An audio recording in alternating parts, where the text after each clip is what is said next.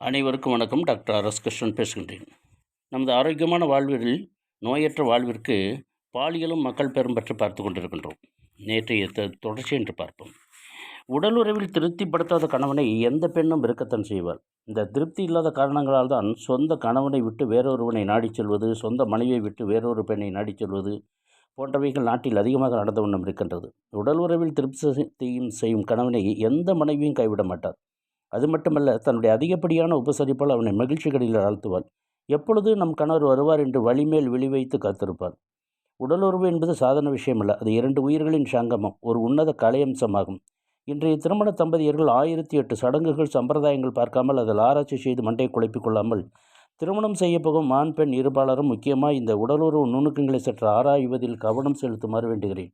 காரணம், நாம் எதையும் முழுமையாக உண்டு அனுபவித்து அந்த உடலுறவில் உச்சகட்டத்தை உணர்வு வகையில் புணர்ந்து பூரித்து புது உலகை படைக்க வேண்டும். உலகில் பிறப்பது சும்மா கிடப்பதற்கல்ல. சுகங்கள் எத்தனையோ, அதிலும் இந்த உடலுறவில் எப்படியெல்லாம் செய்து சுகம் பெற முடியுமோ அவ்வளவும் அனுபவித்து ஆனந்தம் பெறுவதே வாழ்க்கையின் அடிச்சுவடாகும். மேற்கூறி வந்த அனைத்து விஷயங்களையும் இக்கால வாலிபர்கள் செமேற்கொண்டு சிந்தித்து பல புரட்சிகளை செய்து புதுமையான வாழ்வை மேற்கொள்ள வேண்டும் என்று உற்சாகப்படுத்துகின்றேன்.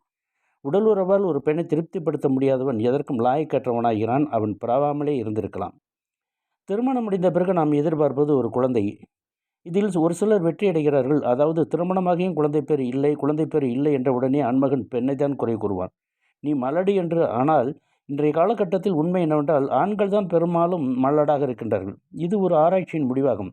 இப்படி செய்வது தான் ஆண்மக்களின் பதிலாகும். அதுவே வழக்கமாகிவிட்டது.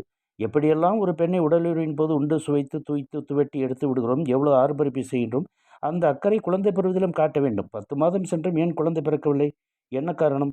உடலில் கோளாறா அல்லது உடல் உறவு கொள்வதில் குறைபாடா என்று ஆராய்ந்து அறிய வேண்டும்.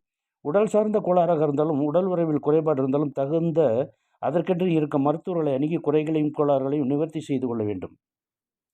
பெண்ணானவள் தனக்கு மாதவிடாய் சரியானபடி சரியான நேரத்தில் வருகிறதா என்று பார்த்து குறை வந்தால் அதனை போக்கிக் கொள்ள வேண்டும். ஆண்மகனும் அப்படியே தனது பாலியல் தொடர்பான அனைத்து பரிசோதனைகளையும் செய்து கொள்ள வேண்டும். ஆணுக்கு வீரிய சக்தி குறைந்திருந்தாலும் கருத்திருக்க வாய்ப்பில்லை. அதேபோல் பெண்களுக்கு கர்ப்பப்பையில் கருமுட்டையாவது ஆனது முழு வளர்ச்சி அடைந்திருப்பதில்லை. கருமுட்டை முதிர்ச்சியின்மையின் காரணமாகவும் கருத்திருக்க வாய்ப்பில்லை. அதனால் கணவன் மனைவி இருவருமே தகுந்த மருத்துவரை பார்த்து உடல் ரீதியாக முறைப்படி பரிசோதனை செய்து குறைகளை நிவர்த்தி செய்து கொள்ள வேண்டும். நாம் மீண்டும் நாளைய பகுதியில் இன்னும் இதை பற்றி விரிவாக காண்போம். மக்கள் பேறு பற்றி. எனது கிருஷ்ணன் லைஃப் ஸ்டைல் சேனலை சப்ஸ்கிரைப் செய்து நண்பர்களுக்கும் உறவினர்களுக்கும் ஷேர் செய்து அனைத்து வீடியோக்களையும் முழுமையாக பார்த்து லைக் கொடுங்கள். உங்களது கருத்துக்களையும் எழுதுங்கள். அனைவருக்கும் நன்றி. வணக்கம்.